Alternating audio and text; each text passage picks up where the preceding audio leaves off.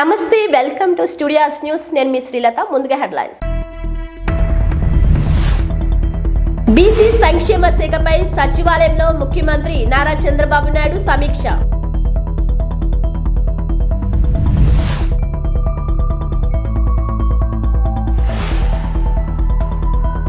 ఏపీలో నూతన మద్యం విధానంపై కసరత్తు.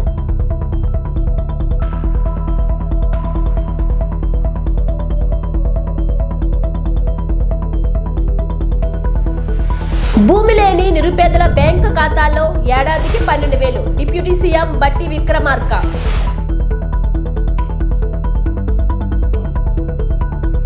బీసీ సంక్షేమ శాఖపై సచివాలయంలో ముఖ్యమంత్రి నారా చంద్రబాబు నాయుడు సమీక్షించారు.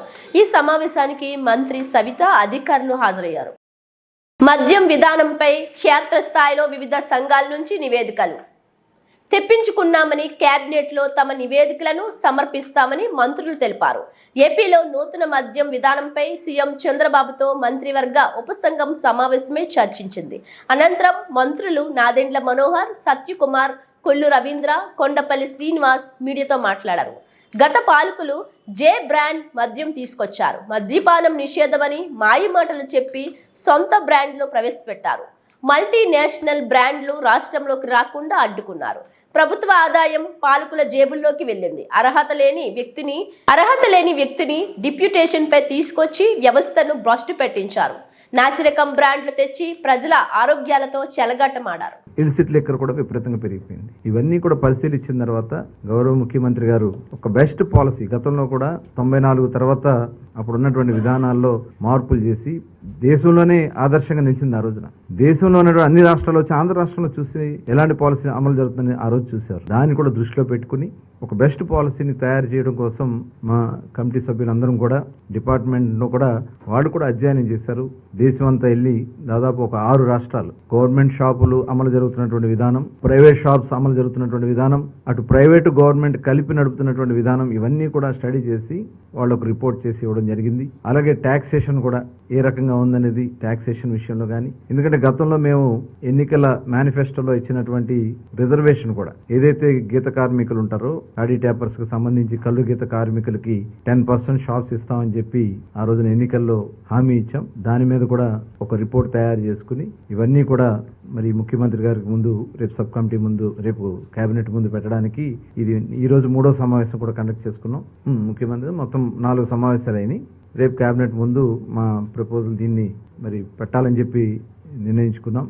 దీనిలో సరసమైనటువంటి ధరలకి నాణ్యమైనటువంటి బ్రాండ్స్ తో ప్రజల ఆరోగ్యాలను కాపాడే విధంగా ఈ పాలసీని డిజైన్ చేయాలని, అలాగే దీనివల్ల ఏంటంటే నార్కోటిక్ విపరీతంగా డ్రగ్స్ కానీ గంజాయి కానీ వాళ్ళు విపరీతంగా యూత్ అంతా కూడా గతంలో బీర్ సేల్స్ కి ఇప్పుడున్న బీర్ సేల్స్ కి 50% పడిపోయింది. కేవలం రేట్లు పెంచడం వల్ల వాళ్ళందరూ కూడా డైవర్ట్ అయ్యి గంజాయికి, డ్రగ్స్ కి వాళ్ళు డైవర్ట్ అయిపోయారు. తిరిగి అవన్నీ కూడా కంట్రోల్ చేయడానికి కూడా మరి దీంట్లో ఈ పాలసీలో కొంత ఈ ఎరాడికేషన్ కి సంబంధించి ఏదైతే మద్యాన్ని నియంత్రణ కోసం రేపు రాబోయే కాలం తిరుపతి జిల్లా చంద్రగిరి నియోజకవర్గం శుద్ధమైన తాగునీటిని ప్రజలకు అందించడమే ప్రభుత్వ లక్ష్యం. సూపర్ 6 పథకాలతో అమలుకు శ్రీకారం చుట్టిన ఎమ్మెల్యే పులివర్తి నాని, నియోజకవర్గ ప్రజలకు స్వచ్ఛమైన త్రాగునీరు అందించడమే నా లక్ష్యం.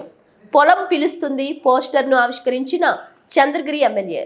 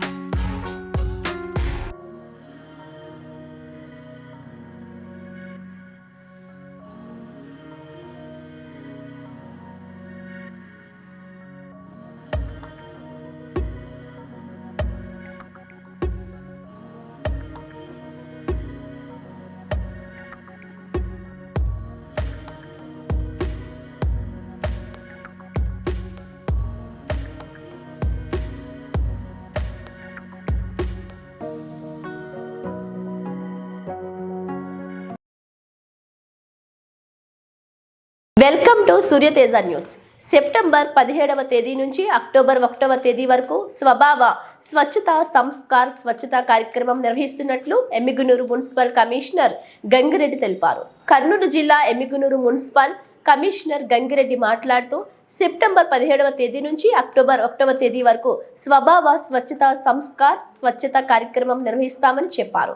అక్టోబర్ 2న గాంధీ జయంతి సందర్భంగా స్వచ్ఛ భారత్ దివస్ ముగింపు కార్యక్రమం ఉంటుందని తెలిపారు.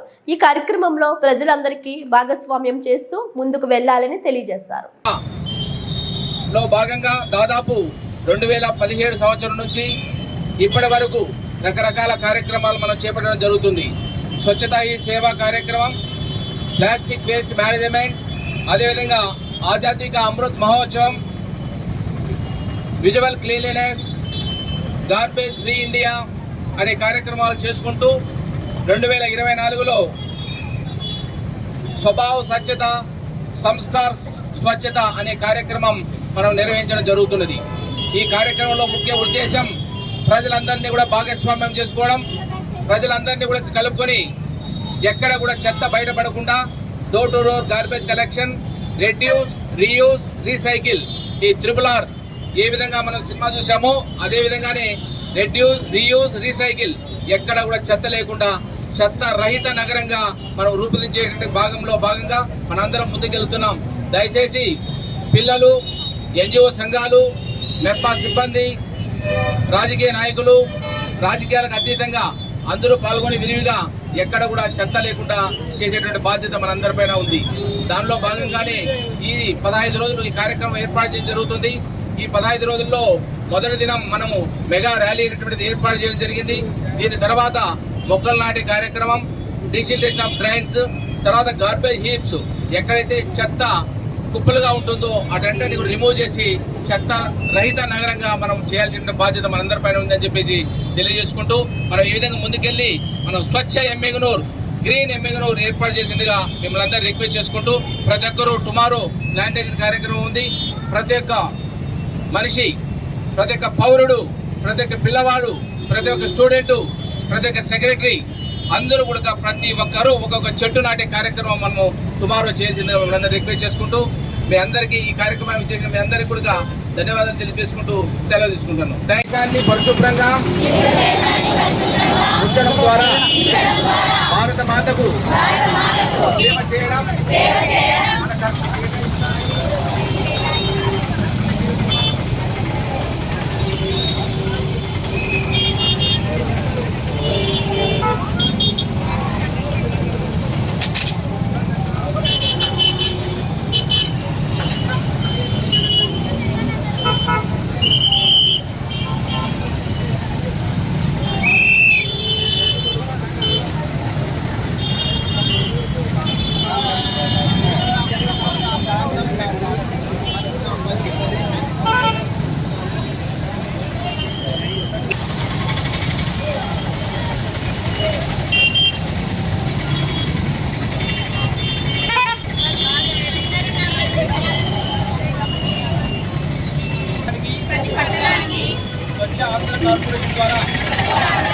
పశ్చిమ గోదావరి జిల్లా భీమవరం కలెక్టరేట్ నందు దైవిక వాస్తు శిల్పి విరాట్ విశ్వకర్మ జయంతి వేడుక ఘనంగా జరిగింది. జిల్లా బీసీ సంక్షేమ శాఖ ఆధ్వర్యంలో కలెక్టరేట్ వశిష్ఠ సమావేశ మందిరంలో మంగళవారం జరిగిన ఈ వేడుకలకు జిల్లా కలెక్టర్ చదలవాడ నాగరాణి ముఖ్య అతిథిగా హాజరై భగవాన్ విశ్వకర్మ చిత్రపటానికి పూలమాల వేశారు. ఈ సందర్భంగా జిల్లా కలెక్టర్ మాట్లాడుతూ భగవాన్ విశ్వకర్మ విశ్వ సృష్టికర్త అని పేర్కొన్నారు. అత్యంత ప్రాధాన్యత ఉండబట్టే విశ్వకర్మ జయంతిని ప్రభుత్వ పండుగగా రాష్ట్ర ప్రభుత్వం నిర్వహిస్తుందని చెప్పారు. విశ్వకర్మ ముందు చూపుతో భావితరాలకు స్ఫూర్తిగా నిలిచారన్నారు. విద్యార్థులందరిలో భవిష్యత్తు ఆలోచన చేసి పిల్లలను ఇన్నోవేటివ్గా సమస్యకు సమాధానంగా తీర్చిదిద్దాలన్నారు. కృష్ణుడు పరిపాలించిన పవిత్రమైన ద్వారకా నగరాన్ని పాండవుల కోసం ఇంద్రప్రస్థ రాజభవనాన్ని నిర్మించడంతో పాటు దేవతలకు అనేక అద్భుతమైన ఆయుధాలను తయారు చేశాడని ప్రతీతి. విశ్వకర్మను దివ్య వడ్రంగి అని కూడా భావిస్తుంటారన్నారు. విశ్వకర్మ పేరుతో కేంద్ర ప్రభుత్వం విశ్వకర్మ యోజన ప్రత్యేక పథకాన్ని ప్రవేశపెట్టిందని, ఈ పథకాన్ని అర్హులందరికీ వర్తింపజేస్తామని అన్నారు.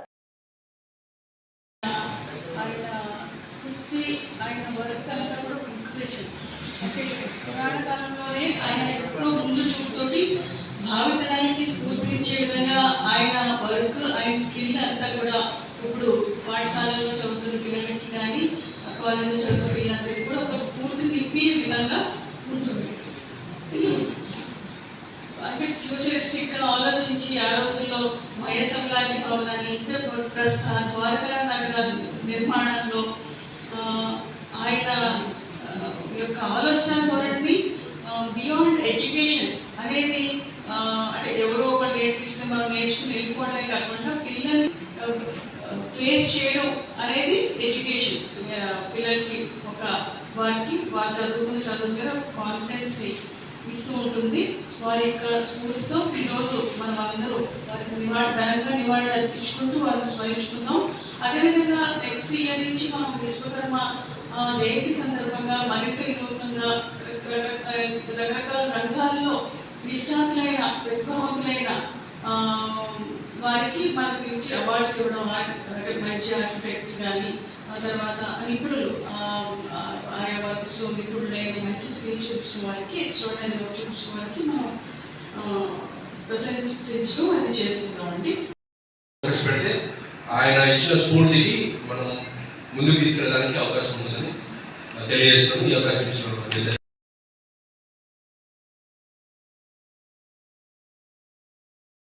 గుంటూరు ప్రభుత్వ ఆసుపత్రిలో రోగుల అవస్థలు, ఓపీ కేంద్రం వద్ద బారులు తీరిన బాధితులు, సర్వర్ నిలిచిపోవడంతో పడిగాపులు కాస్తున్న రోగులు, వారి తరపున బంధువులు, కూర్చునేందుకు బల్లలు కుర్చీలు కూడా లేకపోవడంతో తీవ్ర ఇబ్బందులు పడుతున్న రోగులు.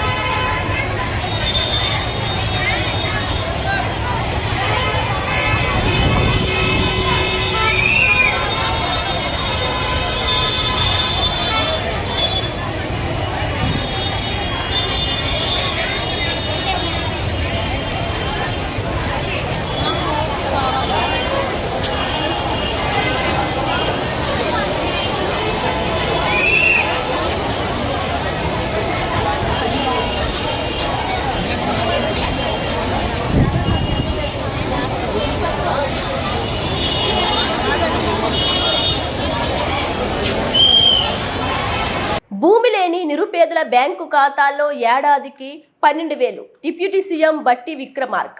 ప్రజాపాలన దినోత్సవాన్ని స్వాగతించాలి, లేదంటే రాజ్యాంగం ప్రజాస్వామ్యాన్ని వ్యతిరేకించినట్టే. త్వరలోనే పేదలందరికీ ఇందిరమ్మ ఇల్లు ఇవ్వబోతున్నాం. సేంద్రియ వ్యవసాయ సాగు కోసం చింతకాని మండలానికి పెద్దపేట. సోలార్ విద్యుత్ ఉత్పత్తిలో స్వయం సహాయక సంఘాల మహిళలకు భాగస్వామ్యం. సోలార్ రూట్ టాప్ విద్యుత్ ఉత్పత్తితో గృహ యజమానులకు అదనపు ఆదాయం. ప్రభుత్వం అందించే సాయం ద్వారా ఆర్థికంగా నిలదొక్కుకోవాలి. లబ్ధిదారులను బెదిరించి తీసుకెళ్లిన దళిత బంధు యూనిట్స్ ను తిరిగి ఇప్పించాల్సిన బాధ్యత అధికారులదే. ఖమ్మం జిల్లా చింతకాని మండలం నాగులవంచలో దళిత బంధు 2వ విడత లబ్ధిదారులకు మంజూరీ పత్రాల అందజేత కార్యక్రమంలో డిప్యూటీ సీఎం బట్టి విక్రమార్క.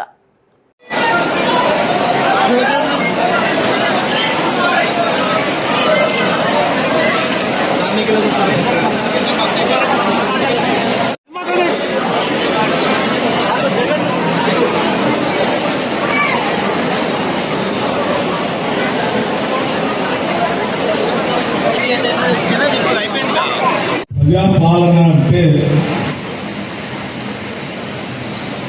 ప్రజల చేత ప్రజల యొక్క ప్రజల ప్రభుత్వం. భారత రాజ్యాంగం చెప్పినట్టుగా ప్రజాపాలన వ్యతిరేకంగా భావించాలి.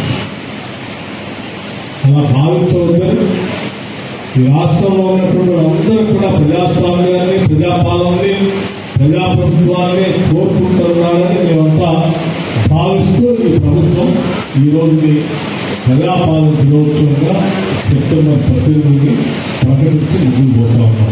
ఆయా జిల్లాలకు సంబంధించినటువంటి మంత్రులు, బాధ్యత ఉన్నటువంటి ఇతర నాయకులందరూ కూడా ఇవాళ జెండా ఎగరేసి ఈ రాష్ట్ర ప్రభుత్వం ప్రజలకు అంకితమై ఏ కార్యక్రమాలు చేపట్టిందో వాటన్నిటిని కూడా స్పష్టంగా వివరిస్తూ ముందుకు తెచ్చారు. ఇటువంటి ప్రజాపాలన సందర్భంగా మనం అమలు చేస్తున్నటువంటి ఉచిత బస్సు రవాణా సౌకర్యాలు కానీ 10 లక్షల వరకు ఉచిత వైద్యం చేయించుకునేటువంటి పేదలకు సంబంధించిన రాజీవ్ ఆరోగ్యశ్రీ సంబంధించి కానీ 200 లోపులో యూనిట్ ఖర్చు అవుతున్నటువంటి కరెంటు ఖాతాదారులందరికీ ఉచితంగా కరెంటు ఇచ్చే విధానం కానీ ఇల్లు లేనటువంటి దశాబ్ద కాలం బాధపడుతున్నటువంటి ప్రజలందరికీ ఇందిరమ్మ ఇల్లు ఒక్కొక్క ఇంటికి 5 లక్షల రూపాయల లెక్క శాంక్షన్ చేసి ఎస్సీ ఎస్టీలు ఉంటే ఇంకొక ₹1,00,000 యాడ్ చేసి 6 లక్షల రూపాయలు ఇచ్చేటువంటి కార్యక్రమాన్ని ప్రారంభం చేస్తున్నటువంటి ప్రభుత్వం ఆలోచన కానీ లేకపోతే సిలిండర్ ధర 1,200 దాకా ఉంటే ఆ భారాన్ని తగ్గించి రాష్ట్ర ప్రభుత్వం మిగతా డబ్బులు కడుతూ 500కే మహిళలకి అర్హత కలిగిన కుటుంబాలకు ఉచితం 500కే సిలిండర్ ఇచ్చే విధానం కానీ ఇలా చెప్పుకుంటూ పోతే అనేకం నాగార్జున సాగర్ ప్రాజెక్టు వరద నీరు తగ్గుతుండటంతో మంగళవారం ప్రాజెక్టు 2 గేట్లను మూసి మరో 2 గేట్ల ద్వారా నీటిని దిగువకు విడుదల చేస్తున్న అధికారులు. ఆగస్టు 26వ తేదీ నుండి ప్రారంభమైన నీటి విడుదల నేడు 2 గేట్లతో కొనసాగుతుంది. ఎగువ నుండి వరద ప్రవాహం తగ్గడం వలన శ్రీశైలం నుండి విద్యుత్ ఉత్పత్తి కొనసాగుతుంది. ప్రస్తుతం 62,809 క్యూసెక్కుల నీటిని దిగువకు విడుదల చేస్తున్న అధికారులు. ప్రస్తుతం నాగార్జున సాగర్ రిజర్వాయర్ 2 క్రస్ట్ గేట్లు 8 అడుగులు ఎత్తి నీటిని దిగువకు విడుదల చేస్తున్నారు. ప్రస్తుతం క్రస్ట్ గేట్ల ద్వారా 24,158 క్యూసెక్కులు, కుడి కాలువ ద్వారా 10,000 క్యూసెక్కులు, ఎడమ కాలువ ద్వారా 4,631 క్యూసెక్కులు, ప్రధాన జల విద్యుత్ కేంద్రం ద్వారా 28,948 క్యూసెక్కులు, ఎస్ఎల్బిసి ద్వారా 1,800 క్యూసెక్కులు, వరద కాలువ ద్వారా 600 క్యూసెక్కులు, 5,510 డైరెక్ట్గా క్యూసెక్కులు, మొత్తం నీటి విడుదల 62,158 క్యూసెక్కులుగా ఉన్నది. అదే మొత్తాన్ని 62,158 క్యూసెక్కుల నీటిని దిగువకు విడుదల చేస్తున్న అధికారులు.